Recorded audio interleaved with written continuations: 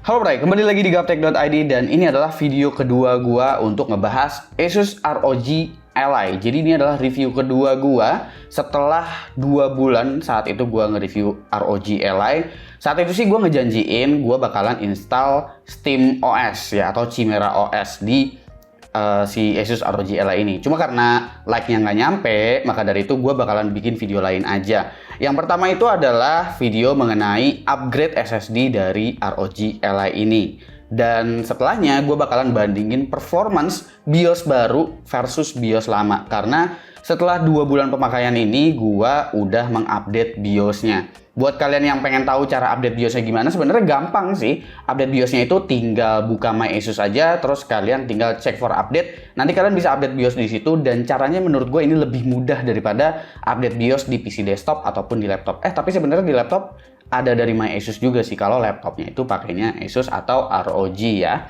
Jadi di sini juga untuk upgrade SSD sekaligus menggambarkan performance SSD yang baru itu seperti apa, beserta kelebihannya itu seperti apa. Karena menurut gua, SSD juga jadi salah satu kekurangan dari ROG Ally. Meskipun ini udah menggunakan NVMe PCIe Gen 4, tapi yang dikasih itu adalah NVMe SSD yang bisa dibilang ini QLC-nya dengan speed yang menurut gua masih kurang oke. Jadi bukan soal kapasitasnya 512 GB, bukan, melainkan ya speed write-nya masih cenderung kecil. Ditambah lagi kalau misalkan SSD QLC itu kan, misalkan kapasitasnya udah hampir penuh, dia speednya juga bakalan turun. Jadi menurut gua akan lebih oke jika di-upgrade aja NVMe SSD-nya ketimbang menggunakan microSD yang harganya juga tinggi untuk kapasitas 1 TB atau 2 TB. Di sini gue menggunakan SSD dari Team Group ya, yaitu adalah MP44S. SSD ini ukurannya 2230, jadi ukurannya itu paling kecil. Di kotaknya kalian bisa lihat kalau ini ada tulisan SLC caching. Ini maksudnya bukan pakai SLC ya, tapi cachingnya aja. NAND flashnya tetap pakai QLC. Chipnya ini dari Micron 176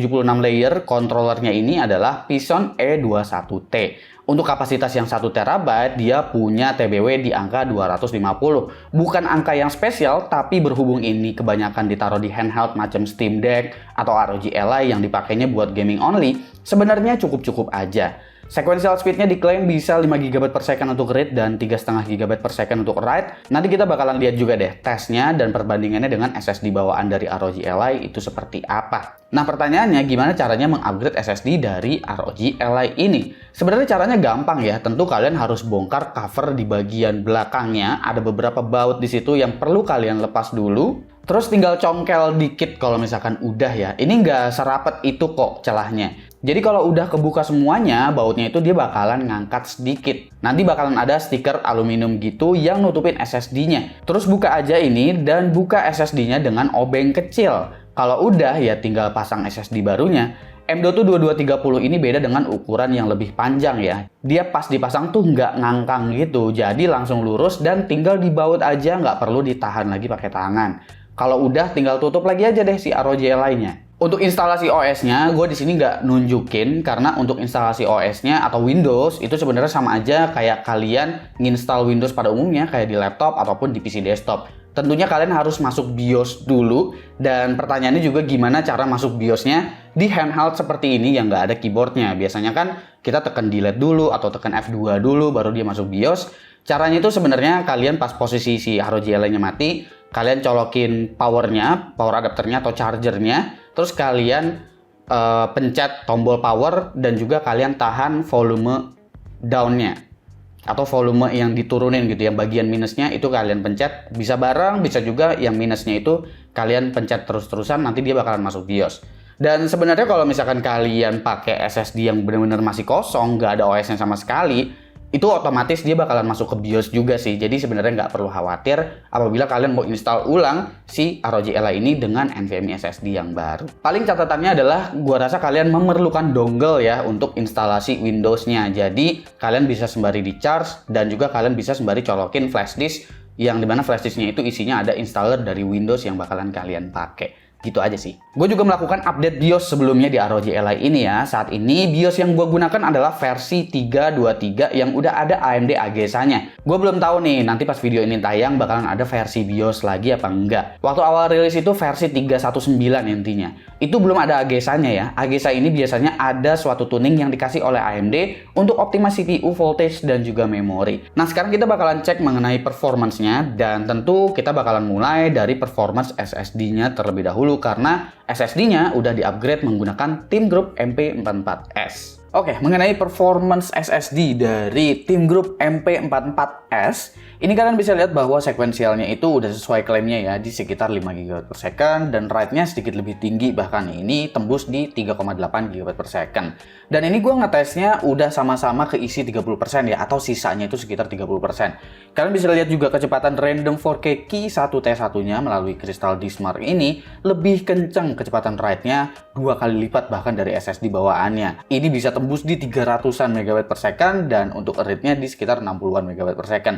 Jadi kecepatan SSD yang baru ini jauh lebih proper ketimbang SSD bawaan yang diberikan dari Asus ROG Ally. Dan tentu benefitnya bukan sekedar dari kapasitasnya yang bertambah aja, melainkan loading dari game kalian juga tentunya bisa mendapatkan improvement di sini karena random 4K Key 1T1-nya itu meningkat. Kalau sequential speed naik sih sebenarnya itu hampir nggak ada efeknya ketika kalian bermain game.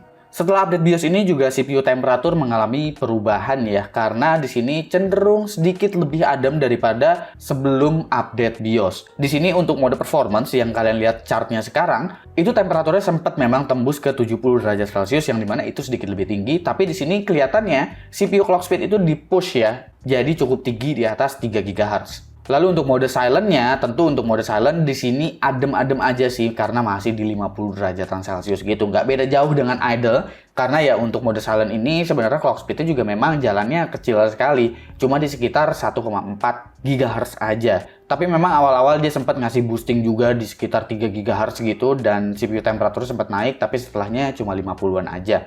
Nah, bagaimana dengan mode turbo nih? Karena mode turbo itu biasanya dia bakalan jalan di TJ Max. Setelah update BIOS, CPU temperaturnya itu sempat tembus di 95 derajat Celcius atau berjalan di TJ Max juga. Tapi ketika dia udah jalan terus seterusnya, itu sebenarnya sekarang udah ada limit kayaknya ini ya. TJ Max-nya itu berubah jadi 85 derajat Celcius. Jadi kayaknya udah ada curve-nya di sini dari si AMD ataupun dari si ROG-nya. Sementara itu untuk clock speed-nya dia juga di sini tetap konstan ya di 3,4 sampai dengan 3,6 GHz. Jadi masih bagus banget nih. Dan kita nanti bakalan cek untuk performance-nya seperti apa. Tapi sebelum itu kita cek juga di sini untuk temperatur ketika lagi bermain game. Temperatur ketika bermain game sekarang udah nggak pernah tembus di TJ Max lagi. Jadi temperaturnya itu untuk CPU sekarang cuma di sekitar 70-an aja dan bahkan nggak pernah nyentuh di 80 derajat Celcius. Dengan clock speed yang tentu bakalan naik turun karena load game itu variatif sekali ya.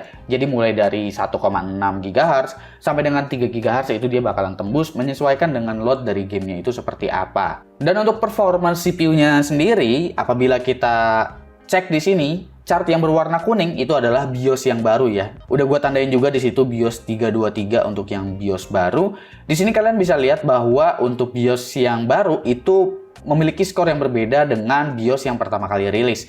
Sedikit lebih rendah di sini pada mode turbonya, tapi kalian tenang aja, nanti kalian bakalan lihat konsistensi performance-nya itu perbandingannya seperti apa. Di sini yang lebih tinggi itu ada di mode performance-nya ya. Jadi mode performance-nya itu memiliki improvement kurang lebih sekitar 1000 poin. Selisih yang cukup jauh, tapi apakah konsistensinya bagus? Mari kita lihat ya. Nah, di sini adalah konsistensi performance saat BIOS-nya itu pertama kali rilis. Kalian bisa lihat tuh, mode turbonya itu awal-awal memang 14.000 lebih, tapi setelahnya itu sebenarnya dia stabilnya di sekitar 13.900 atau 13.800. Sementara mode performance-nya itu dia ngaco banget ya, bener-bener naik turunnya itu jomplang sekali. Mode silent-nya pun seperti itu. Bener-bener kelihatannya tuh nggak stabil gitu antara running 1 sampai running 10.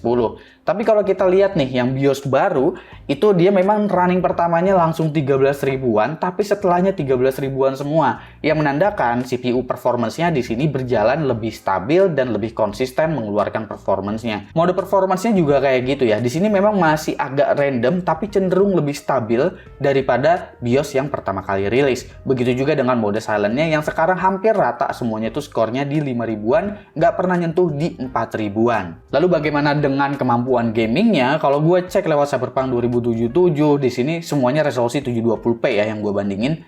Itu ada improvement meskipun sedikit ya. Untuk mode turbo itu cuma selisih di 2 fps aja, dan di sini presetnya beda-beda ya. Untuk mode turbo itu gue pakai settingan yang berbeda dengan mode performance ataupun mode silent karena menyesuaikan juga dengan performance dari CPU dan GPU-nya. Di sini yang kelihatan improve itu memang di mode turbonya ya. Untuk mode turbo di sini selisihnya jauh banget, 9 fps dan 1% minimumnya juga lumayan jauh. Tapi kalau kalian pakai di mode performance itu ada peningkatan, cuma peningkatannya tipis aja dibandingkan dengan BIOS yang awal pertama kali rilis. Lalu untuk game Death Stranding di sini untuk mode turbo 720p itu dengan preset very high di sini sama aja, tapi 1% minimum FPS-nya itu lebih tinggi daripada BIOS yang awal-awal rilis. Untuk resolusi 720p dengan low preset di mode performance, BIOS baru ini juga punya improvement untuk rata-rata FPS-nya di sekitar 3 fps, yang berarti ada improvement sekitar kurang lebih 5% ya untuk performance-nya ini. Dan di mode silent juga 1% minimumnya naik, karena kita lihat tadi CPU performance-nya itu sekarang jauh lebih stabil jalannya. Yang berbeda ini Hogwarts Legacy. Hogwarts Legacy ini gue settingnya di 1080p RSR karena ketika gue set di 720p dia nggak mau full screen kalau misalkan pakai RSR.